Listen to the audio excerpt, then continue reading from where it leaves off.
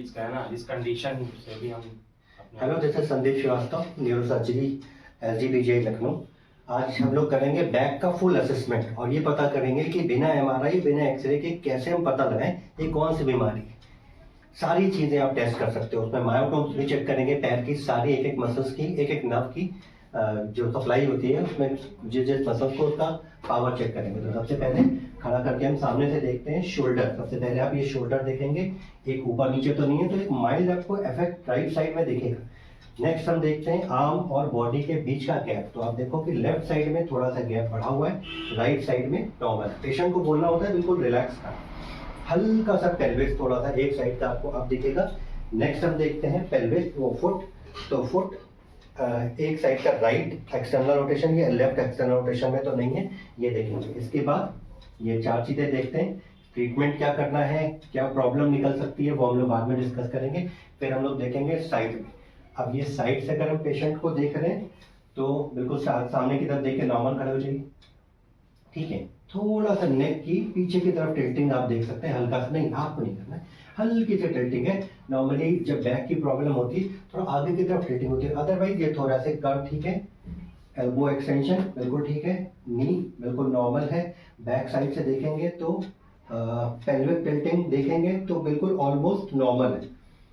जब ये back lower abs आपकी वीक मिलेगी तो थोड़ी सी आपको पेल्विक टिल्टिंग हल्की सी आगे की तरफ ऐसे निकली दिख सकती है। अभी ठीक है, ऐसे सामने की तरफ देखिए,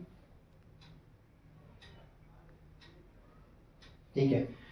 अब पीछे घूम जाइए, ठीक है। फिर वही शोल्डर आर्म्स की तरफ, ये देखिए यहाँ पे आसानी से गैप मिल रहा है। थोड़ा सा अगर हम स्पाइन को देखें तो हल्का सा स्पाइन ऐसे जा, उसके बाद हमने देखा ये थोड़ा सा गैप है हल्का सा। ये मैंने जो बात की है स्पाइन में हल्का सा कर्व है, जिसकी वजह से थोड़ा सा गैप है, शोल्डर ड्रॉप हो सकता है। यहाँ पे जो आप गड्ढा देख रहे हैं ये है आपका PSIS, ये L4 L5 के लेवल पे होता है। आप SI जॉइंट की तरफ अगर जाएंगे तो यहाँ पे आपको S2 मिलेगा। तो आप ऐसे पुश प्रेस करके पता कर सकते हैं कि इस जगह पे टेंडरनेस है, वो भी अभी हम लोग देखेंगे। इसके बाद एंकल नॉर्मल है, ठीक है। आ जाइए, एक मिनट रुकिए, इस पे बैठिए जरा, थोड़ा आगे बैठिए। इसके बाद हिप मूवमेंट हम चेक करेंगे, तो बैठ के भी कर सकते हैं, खड़े होकर भी कर सकते हैं। जैसे पेशेंट को बहुत तकलीफ है तो बिठा करके भी आप सारे मूवमेंट चेक कर सकते हैं। अदरवाइज ज़्यादा अच्छा रहेगा, जैसे ये नॉर्मल है, इनको बैक में खाली ऊपर की तरफ, अपर बैक में पैरावर्टिब्रल स्वाद हो रहा है, तो इनको हम खड़ा होकर के ही चेक करेंगे। मिड बैक में सीधा सामने की तरफ देखिए, आगे की तरफ, आगे ऐसे झुकिए, टच तो टच करने की कोशिश करिए, घुटना सीधा करके टच कर पा रहे हैं तो ठीक है, ठीक है। साइड ऐसे हुई, उठने में फ्लेक्शन किसी पीछे की को तरफ प्रॉब्लम, अच्छा जब उठे हैं तो नीचे जाने में कोई प्रॉब्लम नहीं। पीछे की तरफ जाइए, एक्सटेंशन नॉर्मल है, बस बस बस बस बस हाइपर नहीं करना है। साइड में ऐसे जाइए, इस तरफ ऐसे जाइए, राइट फ्लेक्शन नॉर्मल, थोड़ा रोटेट करिए, ठीक है। वापस करिए, इधर रोटेट करिए, ऐसे करके रोटेट करिए। पैर पैर कोशिश करिए कि बॉडी आपकी रोटेट ना, वापस करिए, घूमिए इधर, वापस आइए, सामने की तरफ देखिए, अब इधर रोटेट करिए, ऐसे ऑलमोस्ट नॉर्मल है। थोड़ा सा इधर से थोड़ा सा टाइट जा रहा है ना, लेफ्ट की तरफ, राइट साइड पेन भी है, पेन भी है, ठीक है। फिर से करिए, लेफ्ट साइड से राइट नॉर्मल है, राइट टू लेफ्ट थोड़ा सा टाइट है, 20-30%।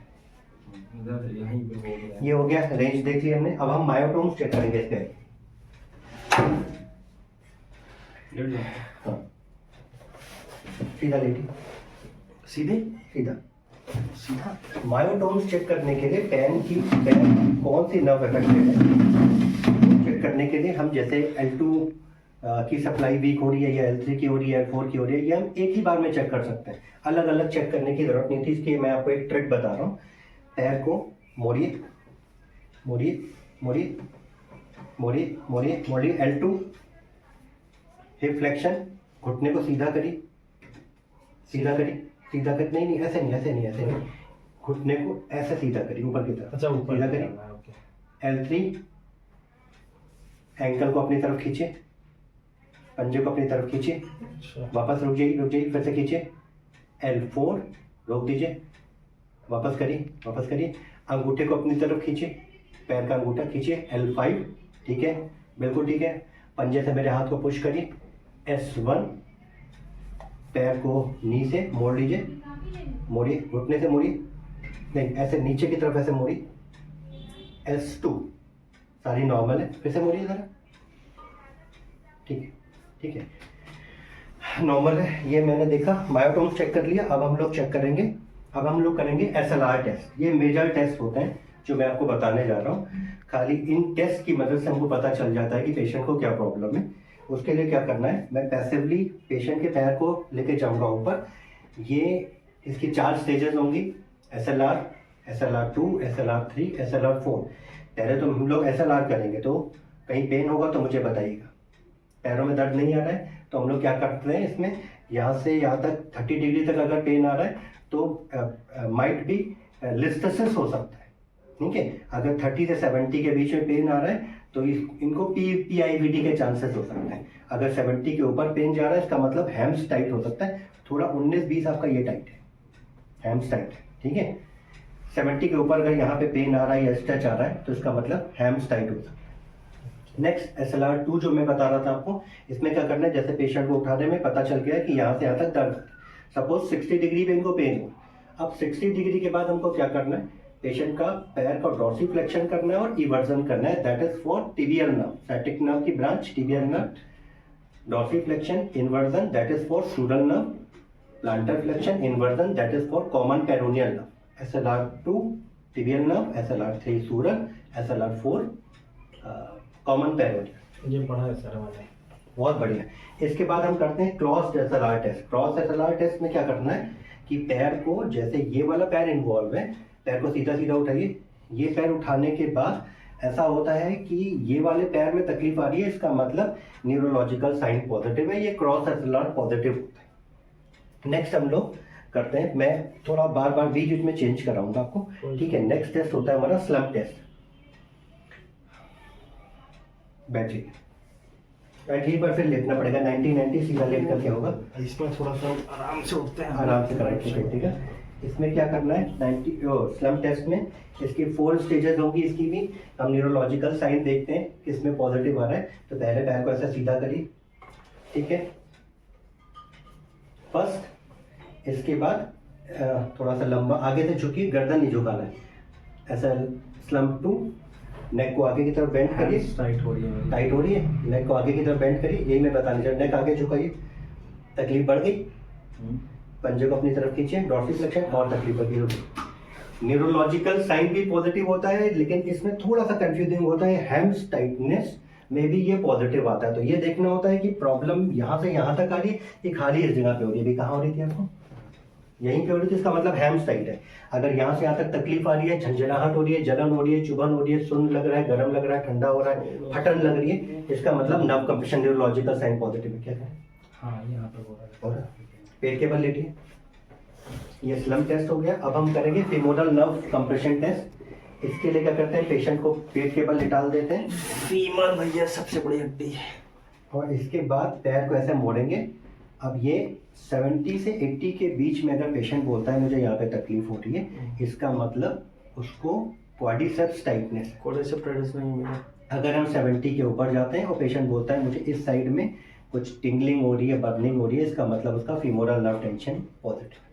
इसी के साथ ही साथ मैं आपको एक और टेस्ट बताऊं तो उसको एलाइज टेस्ट बोलते हैं। एलाइज टेस्ट में क्या होता है, जैसे हम पैर को मोड़ेंगे और पेशेंट का ये हिप लिफ्ट हो, अगर lifting of hip is there, इसका मतलब उसकी हिप फ्लेक्सस टाइट है। ये हिप फ्लेक्सस टाइटनेस के लिए देखते हैं। तो अभी मैंने क्वाड्रिसेप्स के लिए बताया, फीमोरल नर्व के लिए बताया। ये एलाइज टेस्ट में इस पैर को मोड़ेंगे, अगर लेफ्ट हिप अप हो रहा है इसका मतलब हिप फ्लेक्सस इनकी नॉर्मल। सीधा लेट जाइए, बैठ जाए, हाँ नहीं सीधा सीधा लेट जाइए। अब हम लोग करेंगे 90-90 टेस्ट। 90-90 टेस्ट में हम देखते हैं पेशेंट की हैम्स और क्वाड्रिसेप ये ग्लूट्स टाइट है कि नहीं। इसके लिए क्या करते हैं, पैर को ऐसे मोड़ देते हैं, 90-90, हिप 90, नी 90। अब पैर को ऊपर की तरफ उठाइए, यहाँ पे खिंचाव आ रहा है, अभी तो नहीं आ रहा है, वापस रखिए, बहुत ज़्यादा नहीं आ रहा है तो इसका मतलब ये टाइट नहीं है। अगर ये उठाने के ऊपर बाद आपको यहाँ पे बहुत ज़्यादा स्ट्रेच आता है, फिर से उठाइए, नहीं आ रहा है, बहुत सीधा कर रहे हैं, सीधा भी कर रहे हैं, इसका मतलब अगर स्ट्रेच का आ भी रहा है तो ये आपका नॉर्मल है, ठीक है। ऑलमोस्ट आप 90 पे कर रहे हैं तो प्रॉब्लम नहीं है, वापस करिए, इतना नहीं है। नेक्स्ट पैर को हम 90 से नी टू चेस्ट की तरफ ऐसे लेके जाते हैं, दैट इज फॉर ग्लूट्स। अगर ग्लूट साइड है तो ये जाने में दिक्कत आएगी, स्ट्रेच आ रहा है यहाँ पे नहीं आ रहा। बढ़िया आ रहा है, ये और आ जाएगा आ पूरी रहा है। दिक्कत है, हम बहुत स्ट्रेच कर रहे हैं। हाँ ठीक है ठीक है ठीक है, तो इसका मतलब ये टाइट नहीं है, तो मैं इसके लिए बता रहा था। नेक्स्ट TFL टेस्ट करेंगे, करवट लीजिए मेरी तरफ। इसमें दिक्कत होती है। TFL tensor facial artery tight है कि नहीं ठीक है ना? हाँ रख सकते हैं। इसमें हम क्या करते हैं, पैर को नीचे वाले पैर को बेंड कर लेंगे ऐसे, ऊपर वाले पैर को आगे की तरफ रखिए ऐसे, ठीक है। ऐसा करके नॉर्मल हम इसको आगे की तरफ ऐसे प्रेस करेंगे। If patient complain that stress is there, tension is there, it means TFL might be tight, ठीक है। नीचे की तरफ ऐसे दबाएंगे तो ये TFL टाइटनेस के लिए है। खड़े हो जाइए। लास्ट हम करते हैं टंडनबर्ग टेस्ट। टंडनबर्ग साइन में क्या होता है, हम लोग पढ़ते हैं कि जब हम एक पैर को लिफ्ट करते हैं, if patients hip abductors is weak, तो एक साइड करते हैं तो लेफ्ट साइड का पेल्विस ड्रॉप हो जाता है। थोड़ा आगे आ जाइए। लेकिन इसमें क्या होता है एग्जैक्टली कि अगर हम एक पैर उठाइए, ऐसे आगे की तरफ मोड़िए, ऐसे उठाना है, ऐसे आराम से, ठीक है। इनका ये एक तरफ लीन नहीं हुए, वापस रखिए, ये वाला उठाइए, ठीक है। इन्होंने कोई कंपनसेट नहीं किया, लेकिन अगर ये उठाने में ये कंपनसेट करते हैं लेफ्ट की तरफ, या ये वाला उठाइए, ये उठाने में ये कंपनसेट करते हैं राइट की तरफ, तो इसका मतलब Trendelenburg sign positive, hip abductor weakness is there, छोटी हिप एब्डक्टर वीकनेस। बस इतना करना है, इससे आपको पता चल जाएगा एग्जैक्टली पेशेंट को प्रॉब्लम क्या है, उस हिसाब से ट्रीटमेंट क्या देना। Thank you.